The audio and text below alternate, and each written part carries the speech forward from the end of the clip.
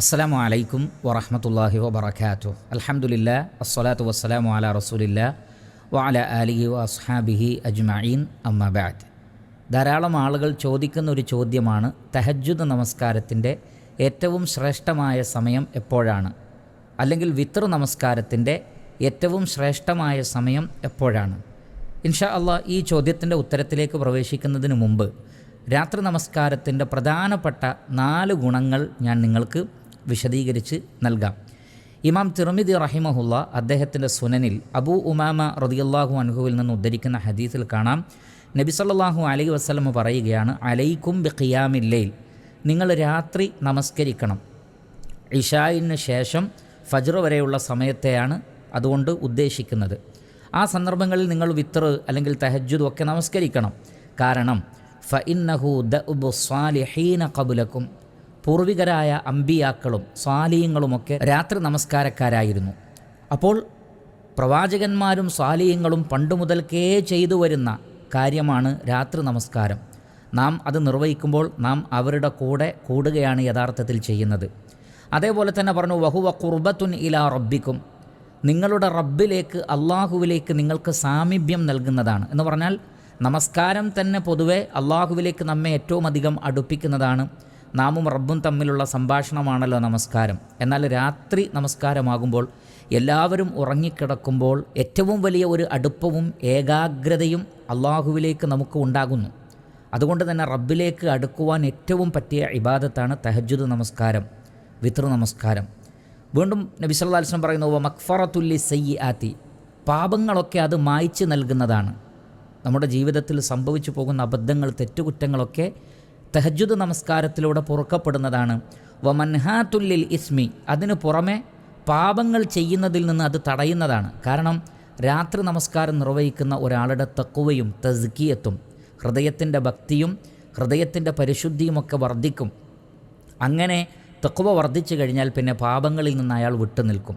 അപ്പോൾ ഇത്രയും വലിയ ഗുണഗണങ്ങളുള്ളതാണ് രാത്രി നമസ്കാരം.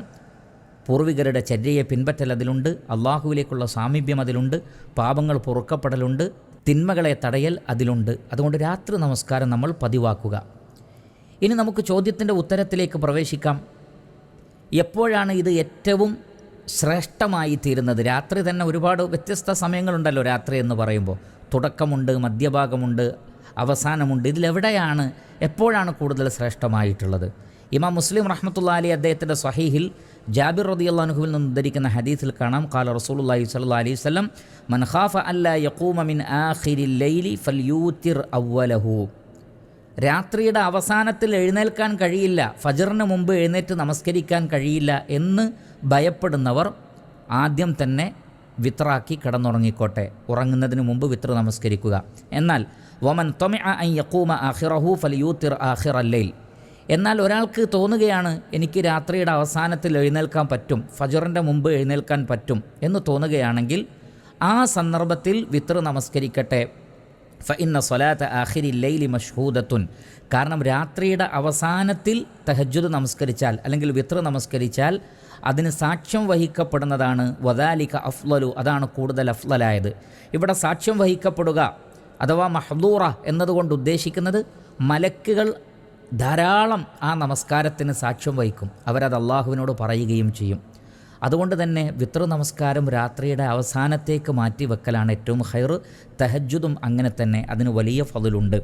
മാത്രമല്ല ഈ സമയത്തിൻ്റെ ഒരു പ്രത്യേകത എന്ന് പറയുന്നത് ഇമാം ബുഖാരി റഹ്മത്തുള്ളാഹി അലൈഹി അദ്ദേഹത്തിൻ്റെ സ്വഹീഹിൽ ഉദ്ധരിക്കുന്നു. അബൂ ഹുറൈറ റളിയല്ലാഹു അൻഹു പറയുകയാണ്, അന്ന റസൂലുള്ളാഹി സ്വല്ലല്ലാഹു അലൈഹി വസല്ലം ഖാല യൻസിലു റബ്ബുനാ തബാറക വതആല കുല്ല ലൈലത്തിൻ ഇലസ് സമാഇദ് ദുനിയ, നമ്മുടെ റബ്ബായ അള്ളാഹു ദുനിയാവിനോട് ഏറ്റവും അടുത്ത ആകാശത്തേക്ക് അഥവാ ഒന്നാമത്തെ ആകാശത്തേക്ക് എല്ലാ രാത്രികളിലും ഇറങ്ങി വരുന്നു.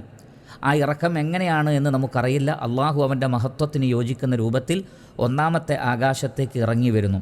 ഇത് രാത്രി തന്നെ എപ്പോഴാണ് സംഭവിക്കുന്നത്? ഹീന യബ്ഖാ സുലുസുൽ ലൈലിൽ ആഖിർ, രാത്രിയുടെ അവസാനത്തെ 3-ാമത്തെ യാമത്തിലാണ്. എന്ന് പറഞ്ഞാൽ രാത്രിയെ നമ്മൾ 3ആയി ഭാഗിച്ചാൽ അതിൻ്റെ 3-ാമത്തെ പാർട്ടിലാണ് അള്ളാഹു ഒന്നാമത്തെ ആകാശത്തേക്ക് ഇറങ്ങി വരുന്നത്. എന്നിട്ട് അള്ളാഹു സുബ്ഹാനഹു വതആല പറയുമെന്നാണ്, മൻ യദ്ഉനി ഫഅസ്തജീബ ലഹു, ആരുണ്ട് എന്നോട് ദുആ ചെയ്യാൻ ഞാൻ അവർക്ക് ഉത്തരം നൽകാം. മൻ യസ്അലുനി ഫഉഅതിയഹു, ആരുണ്ട് എന്നോട് ചോദിക്കാൻ ഞാൻ അവർക്ക് നൽകാം. മൻ യസ്തഗ്ഫിറുനി ഫഅഗ്ഫിറ ലഹു, ആരുണ്ട് എന്നോട് പാപമോചനം തേടാൻ ഞാൻ അവർക്ക് പുറത്തു കൊടുക്കാം.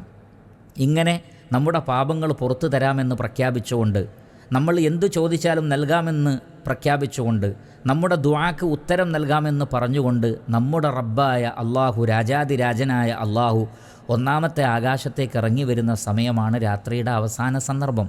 ആ സമയത്ത് ഒരു 3 റക്അത്ത് അല്ലെങ്കിൽ 5 റക്അത്ത് വിത്ർ നമസ്കരിച്ച്, അല്ലെങ്കിൽ തഹജ്ജുദ് അഥവാ ഉറങ്ങി എഴുന്നേറ്റ നമസ്കരിക്കുന്ന നമസ്കാരമാണ് തഹജ്ജുദ്.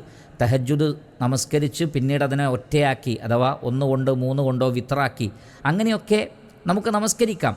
തഹജ്ജുദ് നമസ്കാരം ഒറ്റയാക്കുമ്പോൾ അതിന് വിത്ർ എന്ന് പറയുന്നു. അങ്ങനെ നമ്മൾ ആ സന്ദർഭത്തിൽ നമസ്കരിച്ചിട്ട് സുജൂദിലും തശഹുദിലുമൊക്കെ അള്ളാഹുവിനോട് ദുആ ചെയ്യുക. അല്ലെങ്കിൽ ആ നമസ്കാരമൊക്കെ കഴിഞ്ഞതിന് ശേഷം ഏറ്റവും നല്ലത് തശഹുദിൽ ദുആ ചെയ്യലാണ്, അല്ലെങ്കിൽ സുജൂദിൽ ദുആ ചെയ്യലാണ്. ഇനി അതിന് സാധിക്കുന്നില്ലെങ്കിൽ, അത്രയൊന്നും അറബിയിൽ ദുആ ചെയ്യാൻ കഴിയില്ലെങ്കിൽ, സലാം വീട്ടിയതിന് ശേഷം കൈകൾ ഉയർത്തി മലയാളത്തിൽ നമ്മുടെ എല്ലാ കാര്യങ്ങളും റബ്ബിനോട് പറയാൻ പറ്റുന്ന സന്ദർഭമാണ്. അതുകൊണ്ട് രാത്രി നമസ്കാരം, തഹജ്ജുദ് നമസ്കാരം അല്ലെങ്കിൽ വിത്ർ നമസ്കാരം രാത്രിയുടെ അവസാനത്തേക്ക് മാറ്റിവെക്കലാണ് ഖൈർ. അതൊരു ശീലമാക്കിയെടുക്കാൻ ഞാനും നിങ്ങളും ശ്രമിച്ചാൽ നമ്മുടെ ജീവിതത്തിൽ നമുക്ക് വലിയ ഖൈറുകൾ കൊണ്ടുവരാൻ സാധിക്കും. അല്ലാഹു സുബ്ഹാനഹു വ തആല അനുഗ്രഹിക്കട്ടെ. വസല്ലല്ലാഹു അലാ നബീന മുഹമ്മദിൻ വ ആലിഹി വഅസ്ഹാബിഹി അജ്മഈൻ വൽഹംദുലില്ലാഹി റബ്ബിൽ ആലമീൻ.